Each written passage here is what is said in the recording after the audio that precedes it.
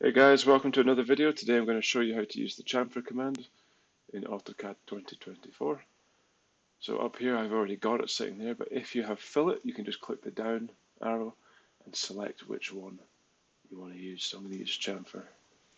So the first thing I'm going to do, I'm going to choose my distance. So the distance for the first chamfer I'm going to specify as 50, and for the second one I'll specify as 50. So in a previous video I showed you how to do multiple fillets at one time, so we're going to do that straight away with the chamfer. So we're going to press M, enter,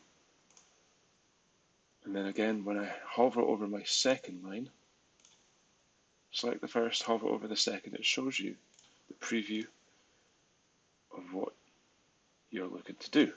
So that is 4 chamfers there done.